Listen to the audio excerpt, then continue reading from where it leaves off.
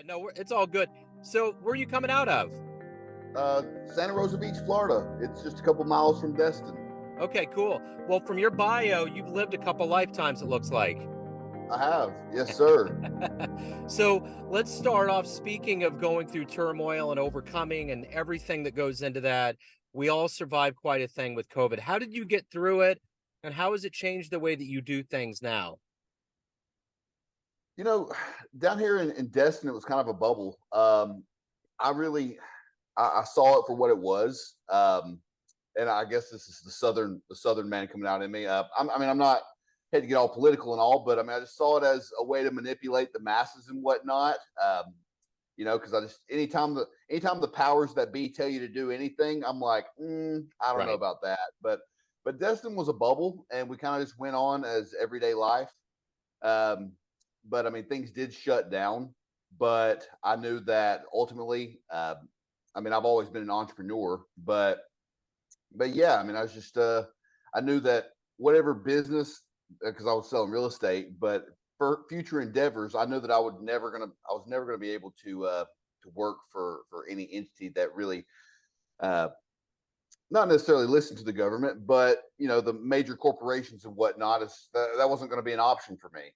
So it was always going to have to be an entrepreneurial endeavor and probably consulting and whatnot, so I could operate no matter what was going on in the world. So let me get to the crux of exactly what you do for a living on a daily basis. I'm going to put you in front of a bunch of third graders at a career day. One of the kids looks up and says, "Hey, what do you do for a living?" Right now in 2023, how do you answer that child? Well, I do sell houses. I'm, as a realtor, going into the field of consulting, basically building high-powered individuals. To, but yeah, just building high-powered individuals, building better people. So you have always been an entrepreneur, you've always been very active, but what did you want to be when you were in the third grade? What was your dream to grow up and become? Well, I want to be a pro baseball player, Okay. but that being said, you know, uh, in my little bio, it says that I grew up in the watermelon fields and on the baseball diamond. But sitting in my grandma's living room, the Olympics came on, and what pinged me was all these Olympians, the best in the world. They all had 12 trainers each. So if the best in the world needed 12 trainers, then why not? I mean, then what does the average man need, right? What does the average person need?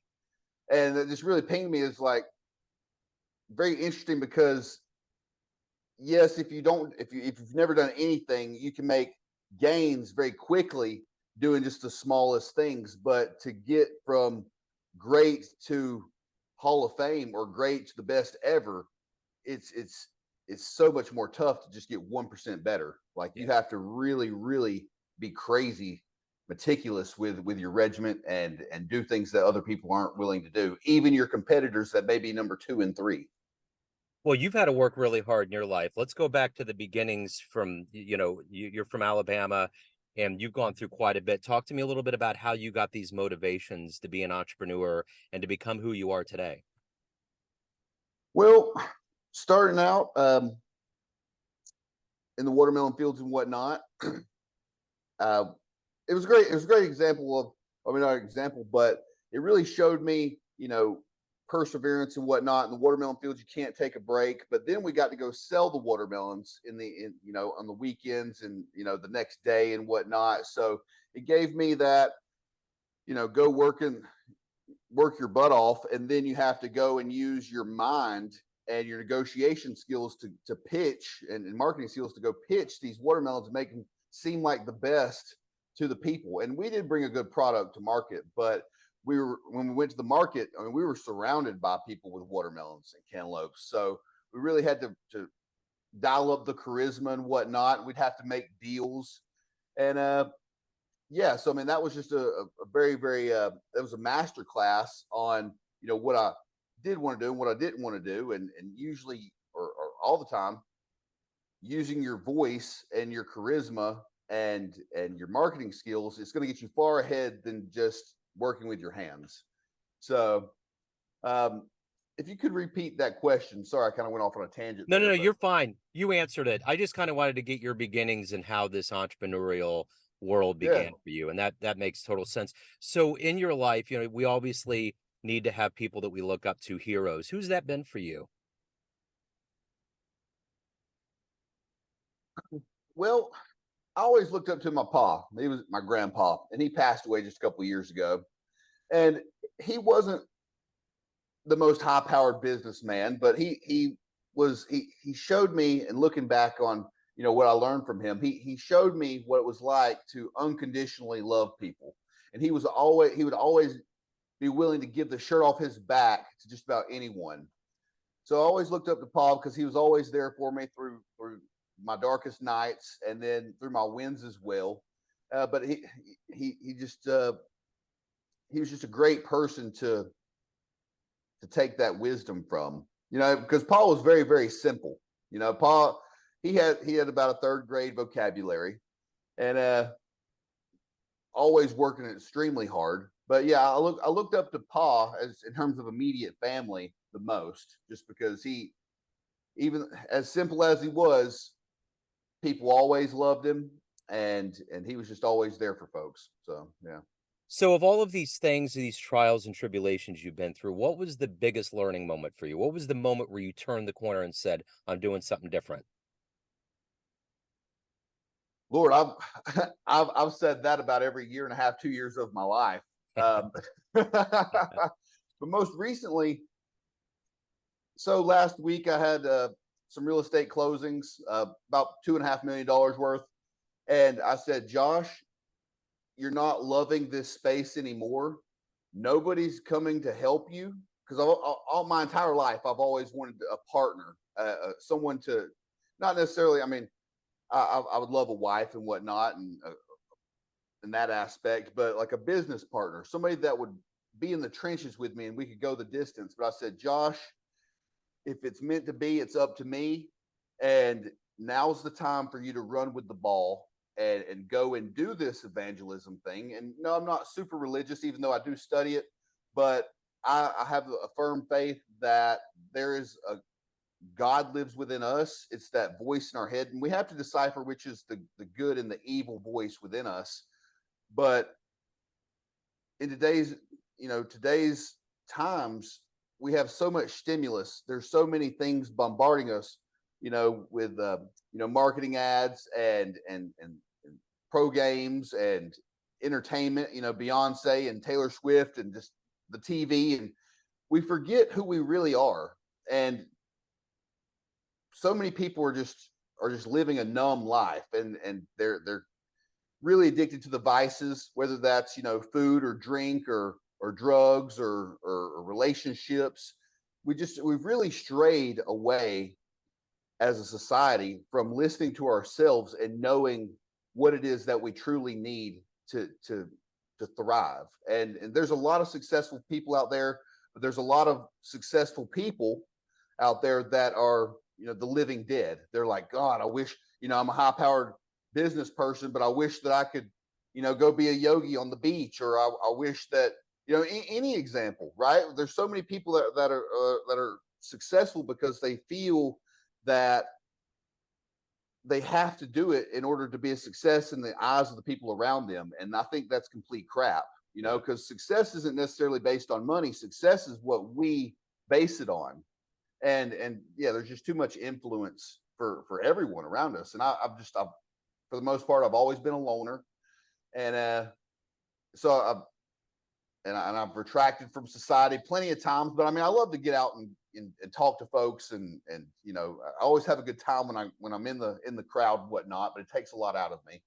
But yeah, it's just we're way too overstimulated. Yeah, We don't ever I listen to ourselves. I So agree. If you can meet anybody alive out there on the planet right now and spend some time with them, speaking of mingling, who would it be? Tim Grover, Michael Jordan's coach, Kobe's coach. Okay. I've been reading his books the last couple of days, and that guy, he's he's an animal. Wow. There's a lot of folks out there that I really like, but he's really uh, he's written a couple of good books over the last decade or so, and he's worked with these high powered individuals that were obsessed with their craft, right? And I just yeah, I'd like to spend a little time with him. So, as somebody that wanted to become a baseball player, if you could go back in the history of baseball and see one game, one event live, what would you love to have seen firsthand? That's a great question. Huh. Mm,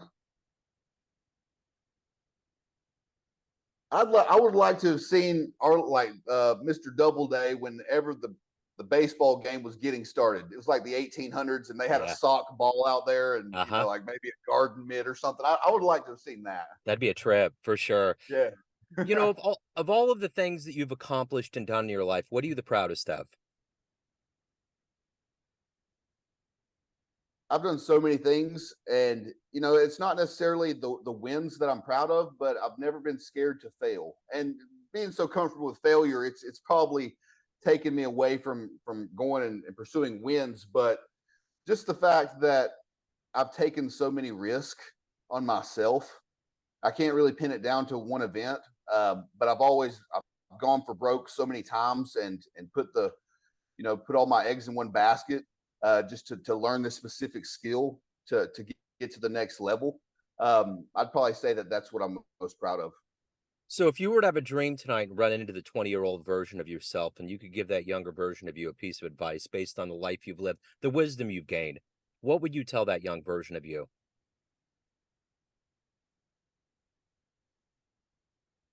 Maybe do less drugs, and not that I was like a super drug or anything, but I did love I love to drink in excess, and I wasn't doing anything too crazy, but yeah, lay off the vices a little bit and maybe take a few more risks on myself, because So, you're going to land on your feet. That's what I would say. yeah, that's a pretty common one, yeah, to cut back earlier on. Let me ask you this. Of all of the successes that you've had with your clients, what's the one that always puts a smile on your face? Best success story? I've trained a lot of different folks from wide varieties of lifestyles, and one that really stands out in my brain is Miss Shirley. She was about 84 years old. This was about 10 years ago, and she came to me, and she had fallen down. And she had like cracked her shoulder, and she came to me with like 3 pages of pharmaceuticals that she was on, and she looked like she was knocking on death's door. But we worked together for about 3 or 4 days a week, and it really instilled that confidence in her to that she could move, and she in that time period she came off of most of her medications.